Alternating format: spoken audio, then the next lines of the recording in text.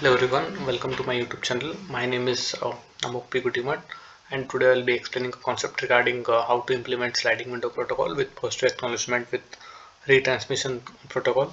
My USN is 2SC20C012. I am from SDM College of Engineering and Technology.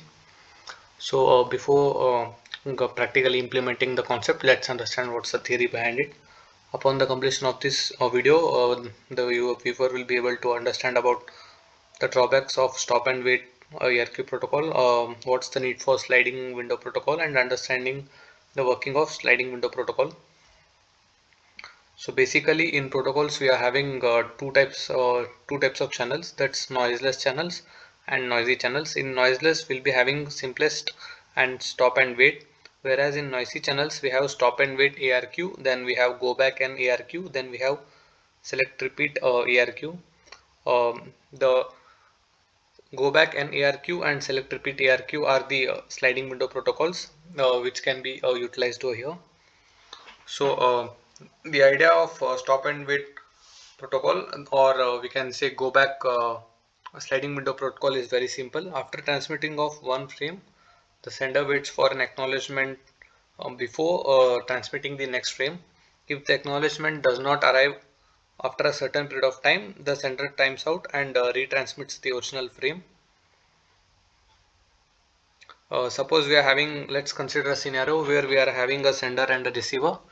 The sender sends a data packet to the receiver, and within the time before the timer goes out, if the acknowledgement is received by the sender from the receiver, only then it will send the next data packet.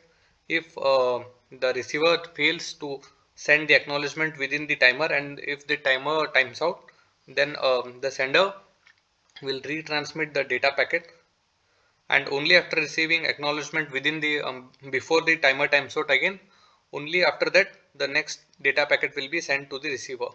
So now let's go to the coding environment or C compiler, where we can understand about the code that we'll be writing for this.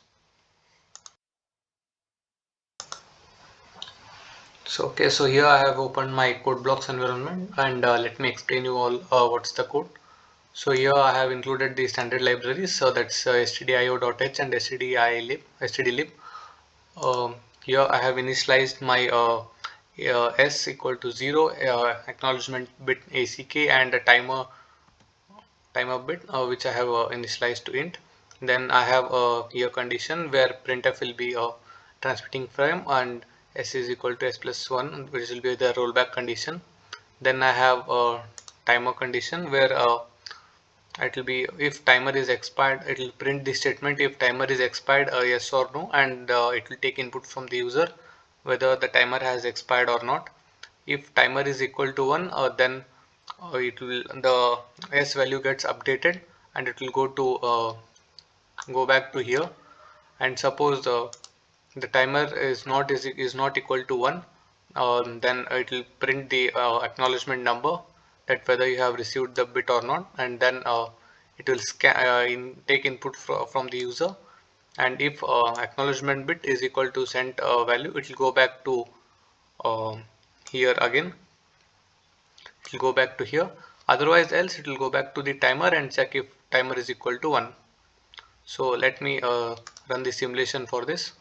So in the output screen I have got transmitting frame is equal to 0, and I have been asked whether timer has expired or not. So let me give 0, that the timer has not expired. So it will ask me what's the acknowledgement number. So I'll enter 1.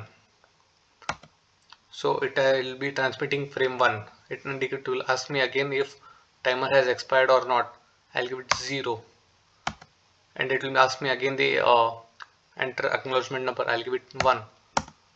Again it will ask for if timer has expired, so I'll give it now 1, that timer has expired.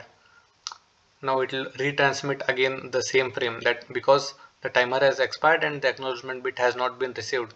Suppose now again I will give timer has not expired, and I have received the acknowledgement bit 1.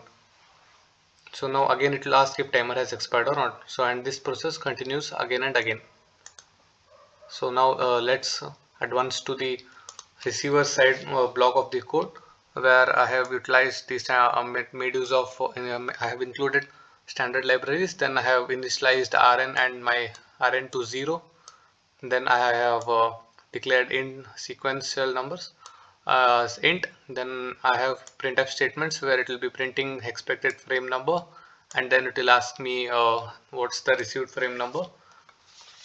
Then it will take input from the user, that what's the frame number I have received, and if frame number is expected frame number and the received frame numbers are same, then it will upgrade my expected frame number, and later on if it will print received that the data has been received and it's sending acknowledgement.